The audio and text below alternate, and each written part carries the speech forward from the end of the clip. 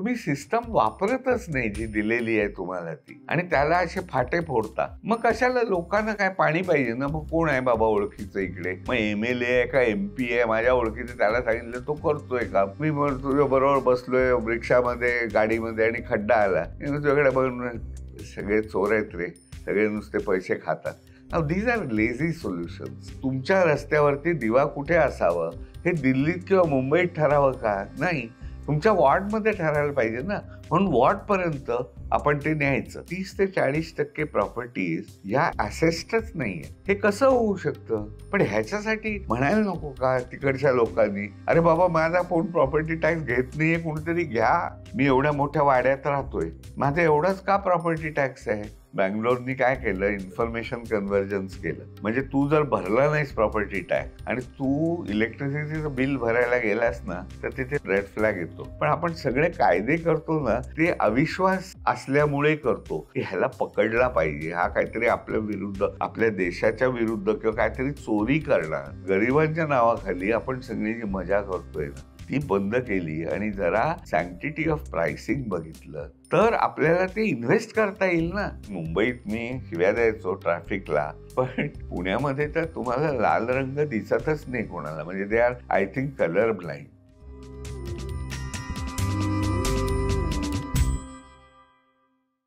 नमस्कार, मी विनायक पाचलक आणि थिंक बँकच्या शहरनामा या विशेष सिरीजमध्ये तुम्हा सगळ्यांचं पुन्हा एकदा स्वागत. तुम्हाला माहिती आहे की आपण दरवर्षी शहरांविषयी बोलतो आणि या सगळ्या विषयातले एक मोठे तज्ज्ञ आज आपल्याबरोबर आहेत, प्रोफेसर अभय पेठे सर. सर, स्वागत आहे थिंक बँकवरती. सर गेले 40हून अधिक वर्ष काम करतायत, इकॉनॉमिक्समध्ये काम करतायत, मॅथमॅटिक्समध्ये काम करतायत आणि त्यात गेल्या 2 दशकाहून अधिक काळ त्यांनी शहरीकरणावर काम केलेलं आहे. त्यांचे वेगवेगळे पेपर आहेत. त्यांनी सरकार बरोबर वेगवेगळ्या गोष्टींबद्दल शहरीकरणाचे काम केलेलं आहे. ते वेगवेगळ्या संस्थांचे ॲडवायझर आहेत, PICचे आहेत, वेगवेगळ्या थिंक टँक्सचे आहेत. त्यामुळे या सगळ्या क्षेत्रातलं एक अत्यंत महत्त्वाचं नाव म्हणजे पेठे सर आहेत. त्यामुळे त्यांच्याकडून आपल्याला शहरीकरणाची आजची स्थिती, उद्याची दिशा हे सगळं समजून घ्यायचं आहे. पहिला प्रश्न हाच आहे, काय परिस्थिती आहे सध्या महाराष्ट्रापुरता विचार केला तर? महाराष्ट्रातलं अर्बनायझेशन, पुणे, मुंबई, काय दिसतंय तुम्हाला? तिथे जायच्या आधी जरा मी दुसरं बोलतो की माझ्या दृष्टीने शहरीकरण किंवा अर्बनायझेशन हे भारताच्या दृष्टीने खूप क्रुशल आहे आणि that is the future of India. म्हणजे which is contrary to normal जे म्हटलं जातं, भारत हा विलेजेसमध्ये राहतो वगैरे, त्याच्यावर माझा विश्वास नाही. पुढे भारत जर जायचा असेल तर शहरीकरण, अर्बनायझेशन हे नीटपणे व्हायला पाहिजे. शहरीकरण म्हणजे शहरं ही जनरली खूप जास्त प्रमाणात नॅशनल डिव्हिडंड, नॅशनल इन्कमला कॉन्ट्रीब्यूट करतात. गेल्या 2 दशकामध्ये शहरांचं कॉन्ट्रीब्युशनचं प्रमाण हे 52% स्टॅग्नंट आहे. अच्छा. त्याच्यावरनं आपल्याला एक कळतं की काहीतरी चुकतंय आपल्या शहरांमध्ये. त्याचं गव्हर्नन्स, त्याचं मॅनेजमेंट, ह्याच्याबद्दल आपल्याला काहीतरी नीटपणे विचार करायला हवा नपेक्षा. आणि त्याच्यात 2 गोष्टी आहेत. एक म्हणजे गव्हर्नन्स, आणि गव्हर्नन्स माझ्या दृष्टीने 4 विभागात. आणि सगळेजण म्हणतात चांगलं सुशासन असावं, हे असावं, पण म्हणजे नक्की काय असावं? तर त्याच्यात 4 भाग मी सांगतो. एक म्हणजे पॉलिसी डिझाईन, तुमचे असलेले काय नियम असतील, कायदे असतील ते. दुसरं म्हणजे प्रोसेसेस, म्हणजे आपण हे ऑफिस खेळतात ना गव्हर्नमेंटमध्ये गेल्यावर, ते कमी करावं. तिसरं म्हणजे इंडिपेंडंट इव्हॅल्युएशन ऑफिस, की जिथे कुठे चाललोय आपण ह्याच्याबद्दल काहीतरी एक विचार आणि त्याच्यामुळे बदल करता येतात मिड वे. आणि चौथा बकेट त्याचा असा असतो की कपॅसिटी, जी सगळ्यात मोठी आहे, कपॅसिटी बिल्डिंग, की आपल्याकडे कपॅसिटीच नाही आहे.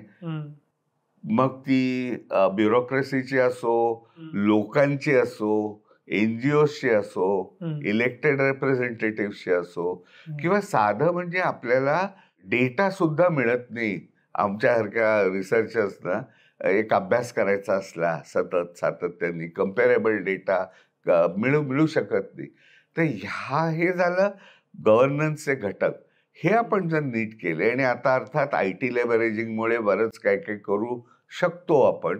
आणि ह्याच्यामध्ये एकच मला नेहमी राहून अलीकडे जास्त जाणवायला लागले की मी कपॅसिटी म्हटलं ती फार महत्वाची गोष्ट, पण आपण नेहमी विचार हा मग कसं ट्रेन करायचं, कसं ब्युरोक्रॅट्सना करायचं वगैरे असं करतो, जो माझ्या दृष्टीने पुरवठ्याचा भाग झाला, सप्लाय ऑफ गुड गव्हर्नन्स. पण डिमांडचं काय? आपण पार्टिसिपेटरी डेमोक्रेसी आहोत. माझा एक फॉरेन मित्र मध्यंतरी म्हणा, अरे एवढं सगळं गचाळ चाललंय, तुमच्याकडे लोक का ओरडत नाहीत, किंवा म्हणजे हा डिमांड फॉर गुड गव्हर्नन्स का नाहीये, चलता है ॲटिट्यूड का, की ठीक आहे खड्डा लागला तर आपण, आणि मग काय करतो आपण, आळशी सोल्युशन्स द्यायला लागतो. म्हणजे काय की मी तुझ्या बरोबर बसलोय रिक्षामध्ये गाडीमध्ये आणि खड्डा आला, तुझ्याकडे बघून सगळे चोर आहेत रे, सगळे नुसते पैसे खातात. Now these are lazy solutions. ह्याची कारणं काय आहेत? कारण मी जे 4 हे सांगितले ना, त्याच्या मागे एक साधा मंत्र आहे की ह्या पॉलिसीजमुळे आणि कपॅसिटीमुळे इन्सेंटिव्ह तयार होतात लोकांना प्रवृत्त करायला ऍक्शनसाठी. त्यांच्या ऍक्शन्सवरनं आउटकम्स येतात. तुम्हाला जे दिसतं निष्पन्न, जर तुम्हाला निष्पन्न गचाळ वाटत असेल, काही बरोबर नाही वाटत असेल, तर परत जाऊन कुठे चुकतंय ते बघा आणि ते करेक्ट करा. ह्याच्यासाठी म्हणून तसं केलं तर तुमच्या लक्षात येईल की आपल्या पॉलिसीजच बऱ्याच प्रमाणात चुकीच्या, रॉंग हेडेड आहेत, ज्याच्यामुळे हे आता उड्या मारून म्हणण्यात काय अर्थ नाही. अरे बकालवस्ती का झाली, ती होणारच होती. तुम्ही असे विचित्र नियम करून ठेवलेता आणि आपल्या बोलण्यामध्ये काहीतरी त्याचं येईल. पण हे माझं बेसिक होतं. अशा दृष्टीने मला वाटतं की मोठी शहर मुंबई पुण्यासारखी जी पुढचं अर्बनायझेशनमध्ये ही छोटी आणि मीडियम शहरं जी आहेत ना, त्यांच्याबद्दल मला फार हे नाही. हे पुन्हा जरा वेगळं आहे.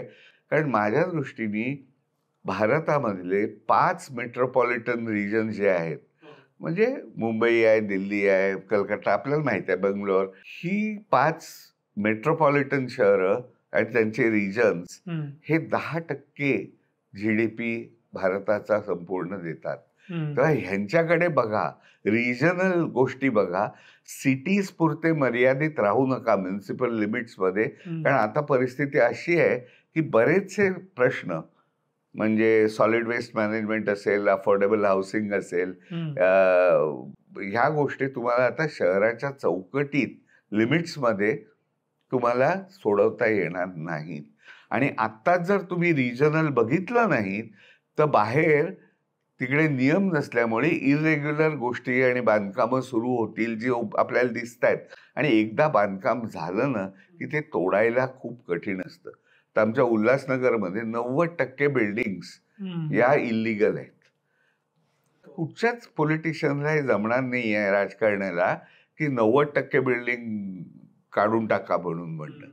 सो ते व्हायच्या आधीच आपण हा विचार करायला पाहिजे. तर थोडक्यात म्हणजे असं. जर तुम्ही रिजनचा उल्लेख केलात म्हणून थोडा मी लगेच डायग्रेस होऊन वेगळा प्रश्न विचारतो. नॅशनल कॅपिटल रिजनची चर्चा होती, दिल्ली भोवतीचा रिजन 3 राज्यांनी धरलेला. अशी एक नवीन कॉन्सेप्ट पुन्हा लोक मांडतायत की मुंबई पुण्याला एक रिजन म्हणून बघावं, मुंबई पुणे इकॉनॉमिक रिजन. कारण मुंबई इतकं मोठं आणि राजधानी नसलेलं दुसरं मोठं शहर म्हणजे पुणे. मिसिंग लिंक नंतर ते एकमेकांच्या इतके जवळ येत आहेत. तर असा विचार व्हावा का? कारण तुम्ही मुंबईतही काम केले, पुण्यातही करताय, म्हणून मुंबई पुणे इकॉनॉमिक रिजन असा एकत्रित विचार होऊ शकतो का? आपण नाही केला तरी ते होणारच आहे आणि ते होत आहे. म्हणजे एक तर MMR आहे, मुंबई मेट्रोपॉलिटन रिजन, तो मोठा होतोय. आणि दुसरं म्हणजे कॉरिडॉर डेव्हलपमेंट ज्याला आपण म्हणतो, मुंबई ते पुणे. आणि तू म्हणला तसं ते इतक्या जवळ आलंय की आता एकमेकांचे ते बाजूचेच झालेत. आणि मुंबईचं काय व्हायला लागलंय, आणि सगळ्याच मेट्रोचं ती जी प्राईम सिटी असते ना, म्हणजे मुंबई शहर म्हणतो आपण ज्याला, ती कमी कमी होत आहे. म्हणजे तिथे 6% डिक्लाईन आहे पॉप्युलेशन मध्ये. पण मेट्रोपॉलिटन रिजन वाढत आहे. तर ते वाढत वाढत आता पुण्याला केव्हा तेव्हाच पोचलंय. मुंबई पुणे म्हणजे आपली डेक्कन क्वीन कशासाठी होती तर जाणं येणं नोकरदार द्यायचे. पण तू म्हणतो ते बरोबर आहे. असा रिजनल विचार व्हायला हवा. मी पुढे एक पाऊल टाकून म्हणेन की नुसता तो विचार न होता, कारण तो अस्तित्वात येणार. तसंच लोक काम करणारे व्यापारी लोक, इन्व्हेस्ट करणारे लोक तसा विचार करणार त्या लेन्समधनं. आपण त्याला किती क्रेडिबिलिटी देणार, क्रीडन्स देणार आणि त्याच्यासाठी गव्हर्नन्स सिस्टम काय ठेवणार. कारण आता सुद्धा मेट्रोपॉलिटन रिजन मी म्हणतो, पण त्याला पार्टिसिपेटरी डेमोक्रेसीचं गव्हर्नन्स स्ट्रक्चर नाही आहे. नॉमिनेटेड आहे, MMRDA आहे, PMRDA आहे. म्हणून मी आता PMRDA बरोबर थोडंसं काम करायचं ठरवलं की MMRDAने ज्या चुका केल्या त्या PMRDAने करू नयेत. कारण प्रॉब्लेम्स येतात. काय असतं, मुंबईसारखं एक शहर त्याचं MCGM, पुण्यासारखं शहर त्याचं PMC, PMRDA त्याच्या भोवती असं बसलेलं, PCMC हे ते. तर त्यांचे पर्सनल इगोज आणि हे मॅनेज करणं की BMC म्हणजे BMC वुड नेव्हर ऍक्सेप्ट, ते कधीच मान्य करणार नाही की आम्ही MMRDAच्या खालच्या लेवलचे आहोत. आमचा कमिशनर आणि त्यांचा कमिशनर हा म्हणजे एक असाइड म्हणून सांगतो की पहिली MPCची मीटिंग 6 महिने झालीच नाही. ह्याचं कारण ती कुठे व्हावी ह्याच्यावरती वाद होता. म्हणजे BMC कमिशनर म्हणत होता की फोर्टमध्ये आमच्या इकडे करा, MMRDA म्हणत होता बांद्रा कुर्लामध्ये करा. तर ह्या अशा प्रकारचं न करता एक गव्हर्नन्स स्ट्रक्चर ह्याच्यासाठी करता येईल का? मग ते इनडायरेक्टली इलेक्टेड लोक असतील आणि अशा प्रकारचे विचार जगभरात झालेत. अनफॉर्च्युनेटली टेकअवेज काही सरळ साध्य नाहीयेत. कारण हेही जमू शकतं, तेही जमू शकतं असं आहे. पण आपल्याला काहीतरी त्याच्याबद्दल म्हणतो तसं रिजनल विचार व्हायला पाहिजे. शहराच्या चौकटीत मर्यादित राहून चालणार नाही शहरीकरणाच्या बाबतीत. आणि एकच मुद्दा की आपण शहराचं मोजमाप सुद्धा चुकीचं करतो. फॉर एक्झाम्पल आता ऑफिशियली आपले भारताचं शहर काय ते 32% 32% आहे. महाराष्ट्राचं 45-46 आहे. माझ्या विद्यार्थ्यांनी किंवा वर्ल्ड बँकेनी असं बराच रिसर्च केलाय नाईट लाईट डेटा वगैरे बघून की ऍक्च्युली तुमचं शहरीकरण हे 65% वर ऑलरेडी झालेलं आहे. असा निष्कर्ष येतो. आता होतंय काय, लोकांकडनंही त्याला थोडा पुशबॅक आहे. लोकांनाही शहरं बनायचं नाहीये कारण त्यांना काही टॅक्सेस तिकडे ग्रामपंचायत, आता नागोठणं, सांगली ह्या गोष्टी 50-50 हजार लोक जातात तिथे. त्याला तुम्ही ग्रामपंचायत म्हणताय, त्याला ऍडमिनिस्ट्रेटिव्हली पुरेसं नाहीये ते. तेव्हा आपल्याला हे जेव्हा करू आपण, आणि त्यात दुसरं नुसतं हे डेफिनिशनचा प्रॉब्लेम नाहीये. सेंट्रली स्कीम्समधनं जेव्हा पैसे येतात तेव्हा तुमच्या महात्मा गांधी नरेगासाठी रुरल डेव्हलपमेंटसाठी येतात. ते रुरल एरियात जातात. पण तुम्ही जर रुरल आणि अर्बन ह्याच्यामध्ये नीट डेफिनिशन केली नाही, फारकत केली नाही, तर हे अलोकेशनच चुकीचं होतं. म्हणून हे महत्वाचं आहे आणि नीटपणे एस्टॅब्लिश करणं, ज्याला आम्ही सेन्सस टाउन्स म्हणतो. म्हणजे सेन्ससनी ती रेकग्नाइज केली आहेत. पण आपल्याकडे असं आहे की अर्बन हे डिक्लेअर करावं लागतं सरकारनी. जे अर्बन डिक्लेअर नाही ते सगळं रेसिड्युअल, ते रुरल असं आहे. त्याच्यामुळे हा प्रॉब्लेम येतो. सरकार सगळ्या गोष्टी अर्बन करायला तयार नाही कारण त्याचं पॉलिटिक्स आहे वगैरे, त्याच्यात जाऊया नको. थोडंसं मी म्हणजे पॉलिटिक्स बद्दल न येता तुम्ही दोन्ही उत्तरात असं म्हणाला की पार्टिसिपेटरी डेमोक्रेसी. आज महाराष्ट्रात 5 वर्ष ॲव्हरेज होत आली की पब्लिकली इलेक्टेड रिप्रेझेंटेटिव्ह नाहीत. म्हणजे विशेषतः शहरी भागात तर नाहीत. जवळपास सर्व महापालिका प्रशासक चालवतात. खरंच लोकांना फरक पडलाय का नगरसेवक नसल्यामुळं? का आपण इतके गेटेड कम्युनिटीजमध्ये आलेलो आहोत की येतंय ना पाणी आणि लाईट आहे ना, मग जाऊ दे तिकडे, काय होईल ते होईल. काय घडलंय? हा खूप डिफिकल्ट आणि गहन प्रश्न आहे. आपण काय करतो, आपल्याकडे सिस्टम्स आणतो. 73-74 कॉन्स्टिट्युशनल अमेंडमेंट केली, ज्याच्या खाली आपण टाउनशिप, नगरपालिका आणि हे सगळं केलं. पण त्याचं स्पिरिट आपण लक्षातच घेतलं नाही. आणि त्याचं कारण थोडंसं असं होतं की आपल्याकडे फॉर एक्झाम्पल आम्ही जेव्हा सरकार बोलतो आहोत तुमच्याकडे डिसेंट्रलायझेशन नाही हो, म्हणजे विकेंद्रीकरण नाही पुरेसं. असं काय बोलता, आमच्याकडे यशवंतरावांपासून चालू आहे. हे काय नवीन नाही, हे तुमचं 73, 74, 92, 93 साली आलं. बरेच 60 सालापासून आपल्याकडे गावाकडे. मुंबई महानगरपालिका 1880 पासून 50 पासून आहे. पण प्रश्न आहे की 92-93 नंतर आपण कॉन्स्टिट्यूशनल व्हॅलिडिटी तिसऱ्या टायरला दिली. म्हणजे भारत हा युनिटरी आहे का फेडरल आहे का, हा आता आपल्या कॉन्स्टिट्यूशन प्रमाणे भारत हा 3 लेव्हलचं गव्हर्नमेंट असलेला आहे. पण अजून आपण लोकल बॉडीजना गव्हर्नमेंट म्हणत नाही, त्यांना लोकल बॉडीज म्हणतो. रिझर्व्ह बँक ऑफ इंडिया तिकडच्या घेतलेली कर्ज ही प्रायव्हेट कर्ज म्हणून मानतं, पब्लिक कर्ज मानत नाही ते. आणि त्याच्यामुळे होतंय काय, आणि त्याच्यात आपण आणखी घोळ कसे घालतो बघा. विकेंद्रीकरण केलं तुम्ही, आता तिकडचा डेटा, आणि त्याच्या मागचं धोरण असं होतं सबसिडियरिटी प्रिन्सिपल. म्हणजे आता तुमच्या रस्त्यावरती दिवा कुठे असावं हे दिल्लीत किंवा मुंबईत ठरावं का? नाही, तुमच्या वॉर्डमध्ये ठरायला पाहिजे ना. म्हणून वॉर्डपर्यंत आपण ते न्यायचं. आपण ते गावांकडे बऱ्याच प्रमाणात करू शकलोय आता, ग्रामसभा आहे ते. त्याचं जे शहरात व्हायला हवं ते अनफॉर्च्युनेटली झालं नाही. ह्याची 2-3 कारणं आहेत. 2 मी सांगतो. एक म्हणजे नगरसेवक, एक म्हणजे आपलं जे लोकल बॉडी गव्हर्नमेंटचे साईज आहे तो इतका लहान आहे. म्हणजे जगभरात तो देशाच्या उत्पन्नाच्या 6% असतो.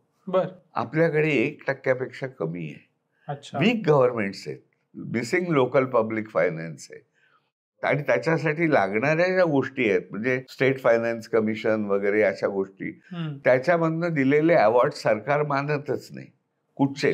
आपल्यासारखं प्रोग्रेसिव्ह हे आहे, आपण संस्था स्थापन करतो. मी स्वतः 5व्या वित्त आयोगाचा मेंबर होतो. आमच्या लक्षात काय आलं की आपलं कोणीच काही ऐकत नाही आणि आपल्याला कोणी डेटा देत नाही.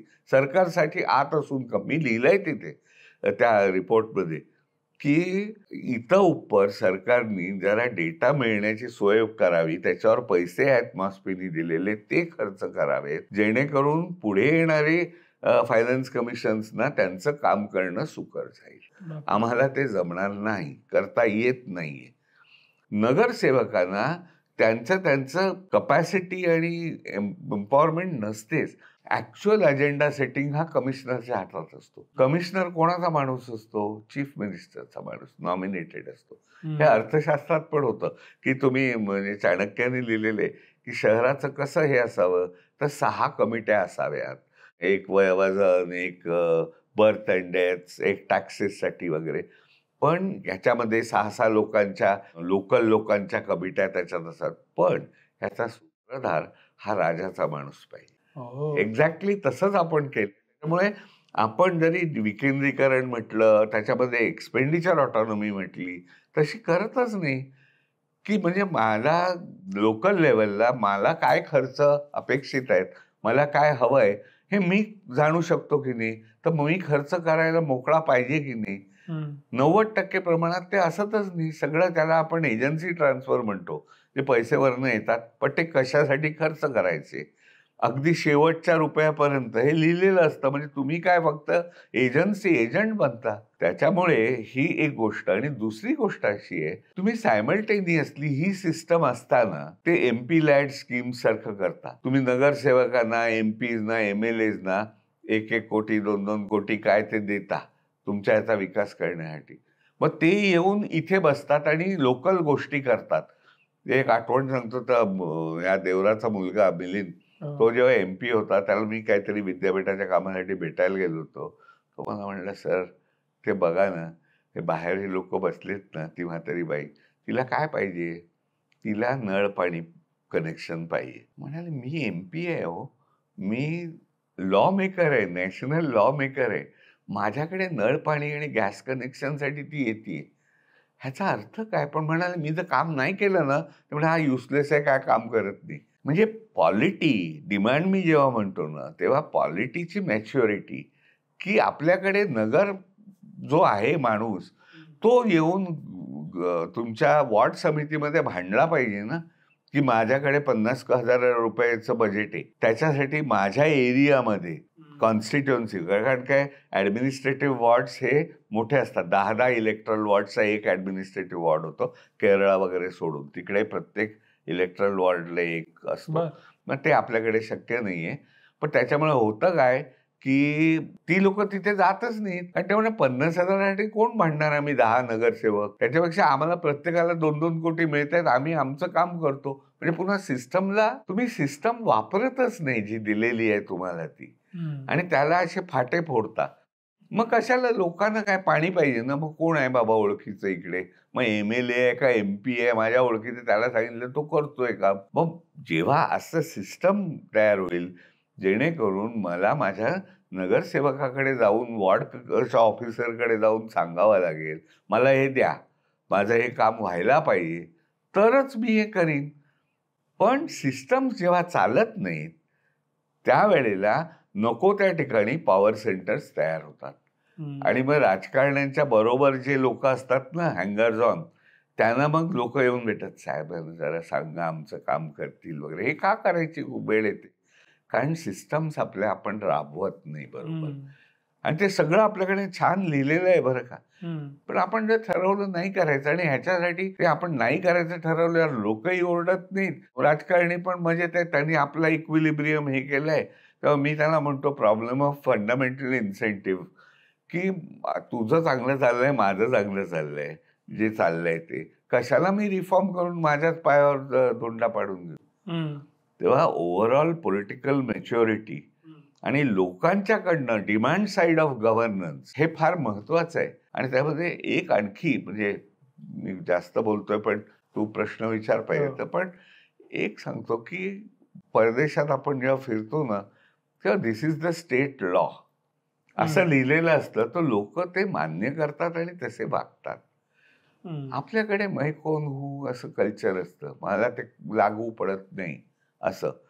म्हणजे आता हे बोलायला नको, मला लोक पुण्याचे मारतील, मला असं वाटायला लागलंय थोडे, आता जे 1.5 वर्ष मी इथे राहतो आणि मुंबईत मी शिव्या द्यायचो ट्रॅफिकला, पण पुण्यामध्ये तर तुम्हाला लाल रंग दिसतच नाही कोणाला. म्हणजे they are I think colour blind.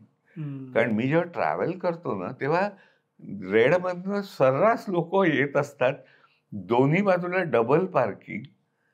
हे काय चाललंय? म्हणजे काही त्याला अर्थच नाही. आणि मग आपण काहीतरी AI सोल्युशन वगैरे गोष्टी बोलतो, त्यांनी काहीच होणार नाही त्याच्यामुळे. एनिवे, समजा राजकारण्यांचं बरं चालू आहे, धोरणकर्त्यांचं बरं चालू आहे, पण मग शहरात वाईट कोणाचं चालू आहे? प्रॉब्लेम कोणाचे आहेत आणि काय आहेत? तुमच्या मते शहराचे आजचे प्रॉब्लेम्स काय? शहरामध्ये खरं मरणारी माणसं, ज्याला आपण tragedy of the middle class म्हणतो ना, हे बघ, श्रीमंत लोक आहेत ते आपलं आपलं मॅनेज करतात, कुठची सिस्टम आणा, कुठचंही हे करा, सरकार येऊ द्या, ते गेम इट. गरीब आहे त्यांच्यापर्यंत आपली सिस्टम पोचतच नाही, त्याच्यामुळे त्याच्याबद्दल ते आपले इन्फॉर्मल सिस्टम्स वापरून स्वतःचा सर्व्हायव्हल मॅनेज करत असतात. राहता राहिलं कोण? तर लोअर मिडल क्लास जो आहे ना, ज्याला फाटके कपडे घालून जाता येत नाही. श्रीमंताला काय फाटके जीन्स घालून फॅशन करता येते, पण मला काळजी वाटते की यार फाटकं हे नको, हे नको. तो माणूस ह्याच्यामध्ये भरडला जातो. आणि त्याचं एक एजन्सीच नाहीये आपल्याकडे की जेणेकरून त्याचं, कारण मीडियामध्ये जाणारे बोलणारे कोण असतात? ते उच्चभ्रू असतात, कोणतरी हे असतात, किंवा अगदी गरीब असतात, कोणतरी स्लमचा नेता असतो, हे असतो असा. श्रीमंत लोक या भानगडीत पडतच नाहीत. कारण सो दॅट इज, म्हणजे विचारायचं तर त्यांचंच, बाकी धोरणकर्त्यांचं चांगलं चाललंय, राजकारण्यांचं चाललंय, they have gamed the whole thing. Upper middle क्लासचं चाललंय, लोअर मिडल क्लासला कोणी नाही. सगळं छान चालू असतं, पण कधीतरी फ्लॅश फ्लड येतो, त्याच्यात BMW पण बुडती आणि सायकलही बुडती. कधीतरी उष्माघात होतो, कधीतरी इतका ट्रॅफिक जॅम होतो की पुण्यात आता आलं की 38-40 मिनिटावर गेलं, त्यावेळी मात्र सगळे भरडले जातात. सो इट्स लाईक की एक्स्ट्रीमिटी आली की सगळ्यांना प्रश्न तयार होतो अर्बनायझेशनचा, आणि परत बरं चालतं अप टू नेक्स्ट एक्स्ट्रीमिटी. हे होऊ नये यासाठी काय करायचं? याच्यासाठी 2-3 गोष्टी करायला पाहिजेत. एक म्हणजे हे जे तू इव्हेंट्स सांगितलेस ना, ते broadly under the entire disaster management येतं. पण डिझास्टर मॅनेजमेंट आणि डिझास्टर मिटिगेशन ह्या 2 गोष्टी आहेत. मिटिगेशन आणि त्याचे दोघांचेही येणारे पैशाचे स्रोत वेगळे आहेत. एक त्यांच्या ऍक्ट्स वेगळे आहेत. बर. आणि मिटिगेशनमध्ये आपण काय करतो की इथे काहीतरी रिव्हरला बांध घातला, हे केलं, वरती एवढं आणलं वगैरे, टोपोग्राफी बघून वल्नरेबिलिटी आपली मॅप केली आणि तिथे आपण काही गोष्टी बांधणारच नाही असं बघितलं मॅपमध्ये, तर ते मिटिगेशनचा भाग. मॅनेजमेंटचा भाग असा असतो की जिथे एकदा झालं डिझास्टर, फ्लॅश फ्लड आले, आता काय झालं तर मुंबईचं उदाहरण सांगतो. 26 जुलैला जेव्हा तो मागे एकदम क्लाउडबर्स्ट झालं, आता नॉर्मल माणसांनाही माहिती आहे की कुठचंही जगातलं शहर जर तुमचं 2 तासामध्ये 25 इंच पाऊस पडणार असेल तर तिथे फ्लड्स येणार. फ्लड झाल्यावर तुम्ही काय केलं तर 3 दिवसापर्यंत राजकारणी किंवा ऑफिशियल मेकॅनिझम कुणीही पोचले नाहीत लोकांपर्यंत. त्याचा राग आमच्या इथे कलिनाला, मी कॅम्पसमध्ये राहायचो, बाजूला कलिना होतं, एअर इंडिया कॉलनी, ते 100 लोक मेली तिथे. हे जेव्हा तिसऱ्या दिवशी पोचले तर लिटरली मारून दगड आणि हे हकलून लावलं की आमचं आम्ही बघून घेतो. आणि लोकल लोकांनी खूप मदत केली, वेगवेगळ्या पार्टीचे लोक, NGOची लोक यांनी केली. माय पॉइंट इज की ह्याच्यासाठी तुमच्याकडे वल्नरेबिलिटी मॅप्स पाहिजेत, जे आपल्याकडे आहेत बनलेले बरं का. ते अजून आपल्याला मिळत का नाही तर इन्फॉर्मेशन पॉलिसी नाही म्हणून. नाही तर आपली महाराष्ट्र गव्हर्नमेंटची एक MRCT असं काहीतरी नावाची, महाराष्ट्र रिसोर्सेसची एक ऑफ गव्हर्नमेंट कंपनी आहे, त्याच्यामध्ये ते सगळं आपण मॅप केलेलं आहे. सध्या मी केरळासाठी एक कन्सल्टन्सी करतोय क्रिसिल मार्फत आणि मल्टीलॅटरल एजन्सी मार्फत. तिथे रिस्क इन्फॉर्म मास्टर प्लॅनिंग कसं करावं.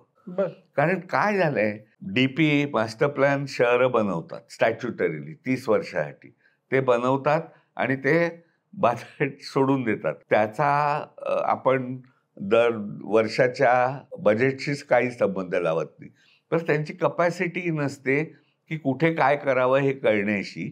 कारण डिझास्टर हे वेगळा चॅप्टर आहे असं न धरता तो इंटिग्रेटेड डेव्हलपमेंटमध्ये तो आला पाहिजे. ह्याच्यासाठी इन्फॉर्मेशन फ्लोज पाहिजेत.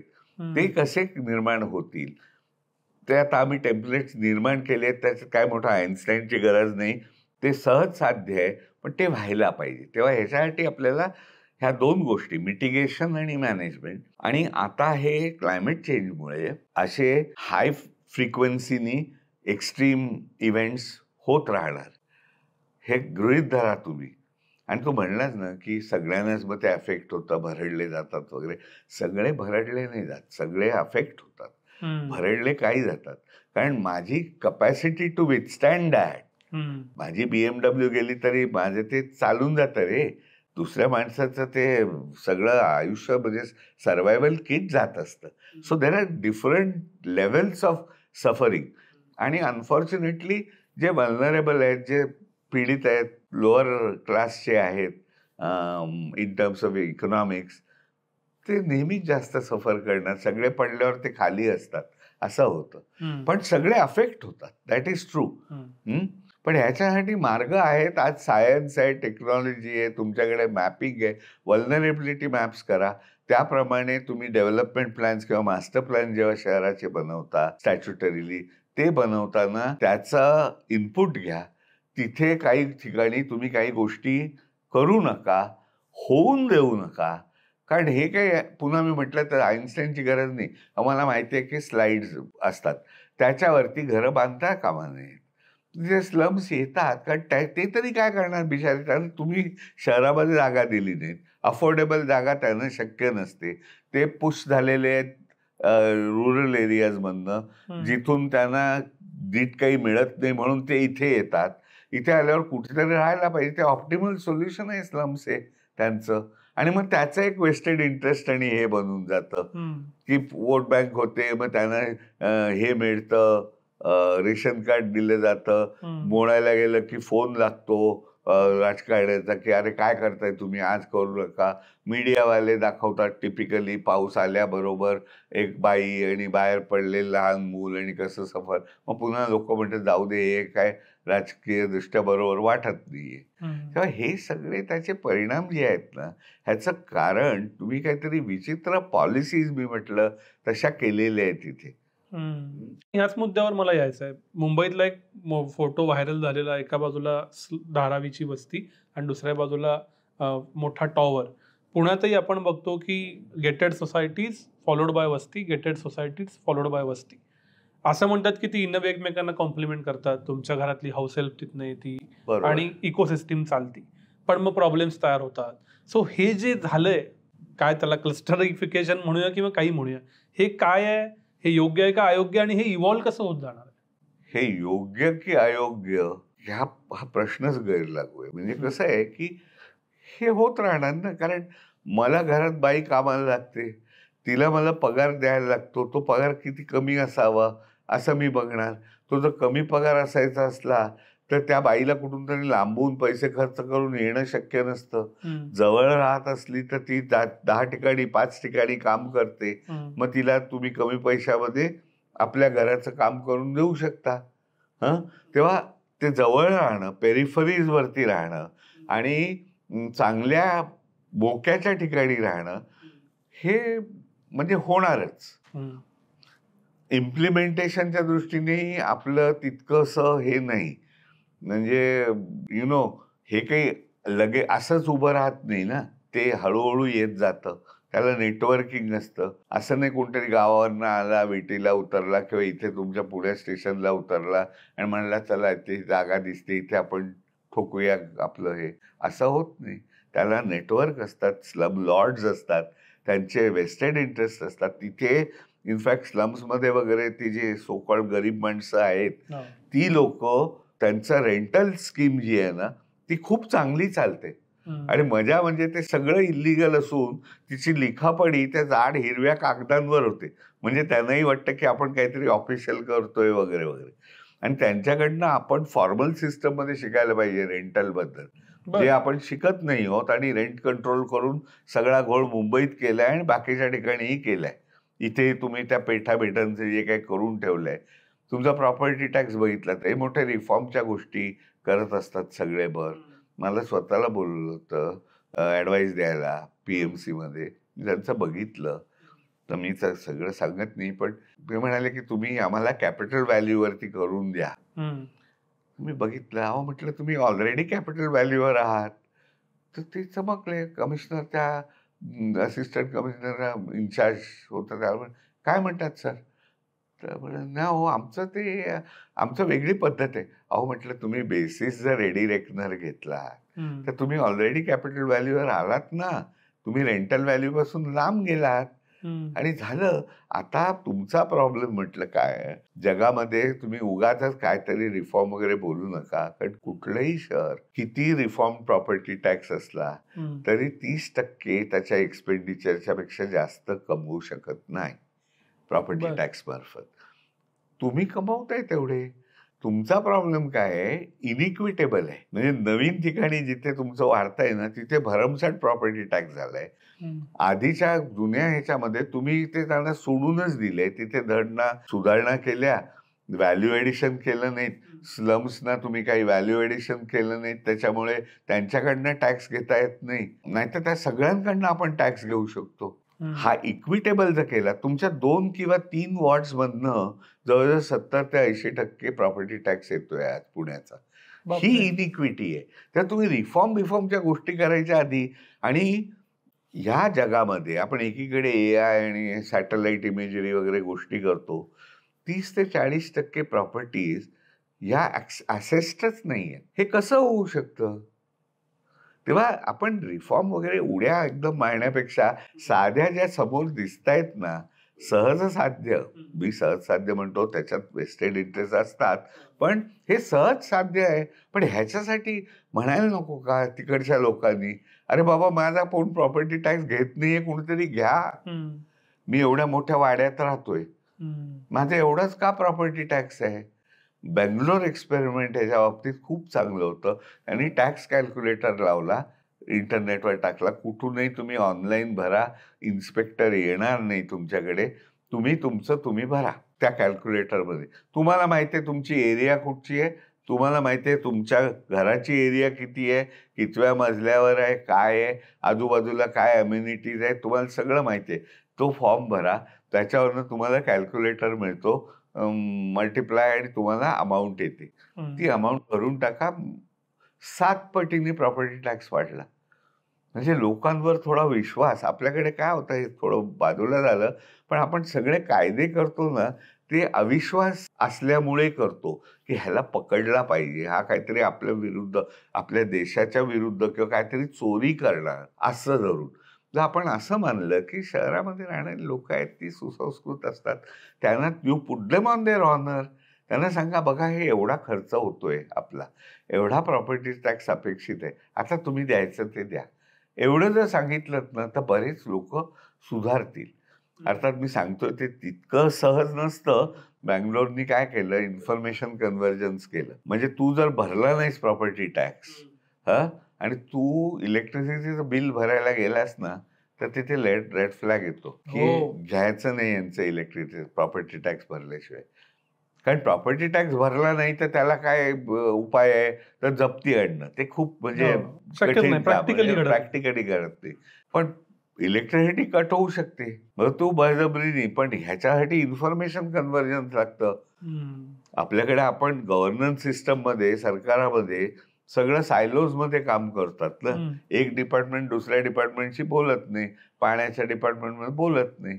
त्याच्यामुळे ह्या अशा बेसिक सुविधा आहेत ना सगळ्या, त्या सुधारण्यासाठी, whether it is taking in disaster management, mitigation, provision, म्हणजे आपल्या बेसिक लोकल सर्व्हिसेस म्हणतो, ॲडिक्वेट पाणी, जे सगळं बरोबर 40 गॅलन पाणी पुणेकरांना मिळालं पाहिजे, बर्वेनी म्हटलं होतं. आता त्यांचं हे येत आहे.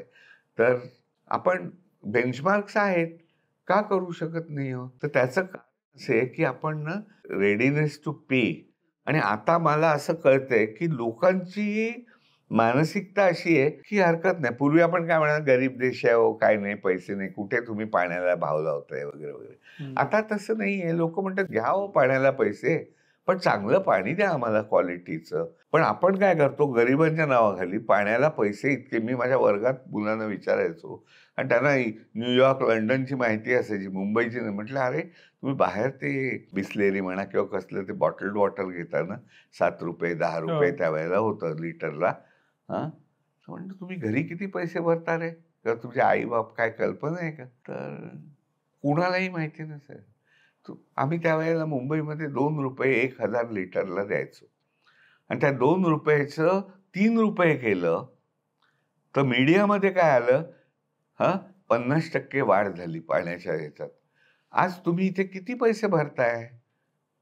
काही नाही. म्हणजे त्याचं तुम्ही कव्हर, आणि हे गरिबाच्या नावाखाली. आणि मजा म्हणजे काय होतं, ह्याच्यामुळे पाण्याच्या ह्याच्या आलेले स्रोत जो आहे तो पैसे तुम्ही पुरेसे कमवत नसल्यामुळे ॲडिक्वेट वॉटर सप्लाय चांगला देता येत नाहीये, इन्व्हेस्ट करता येत नाही. मरतंय कोण? गरीब. स्लम मध्ये बालडीला 5 रुपये ते 10 रुपये द्यावे लागतात तुम्हाला. बालडीमध्ये किती 50 लिटर येतं पाणी, आणि आम्ही बसलो आहे 1000 लिटरला 3 रुपये देऊ, 3.5 रुपये देऊ. आणि काय असं फार नाहीये हो. 6 रुपये घेतले ना आपण 1000 लिटरचे, तर परवडण्यासारखी गोष्ट आहे. आपण पाणी पण नीट वापरायला लागू. त्याच्यामुळे नळ सुटलेला असला, हे असला तर बंद करू. It doesn't bite me. काय पैसे देतोय मी? So in the name of the poor, गरिबांच्या नावाखाली आपण सगळी जी मजा करतोय ना, ती बंद केली आणि जरा सँक्टिटी ऑफ प्राइसिंग बघितलं तर आपल्याला ते इन्व्हेस्ट करता येईल ना. नाही तर काय फायदा. ते रेल्वेमध्ये होतं, जो शहराचा तसा विषय नाही. रेल्वेमध्ये आम्ही किलोमीटरमध्ये 7 पैसे घ्यायचो मुंबईला. आता याला काय अर्थ आहे का सबसिडीला गरिबांसाठी? आपण मग तुम्हाला काहीच वाढवता येत नाही, सुविधा नाही, सेफ्टी नाही, इन्व्हेस्टमेंटच करता येत नाहीये त्याच्यामध्ये.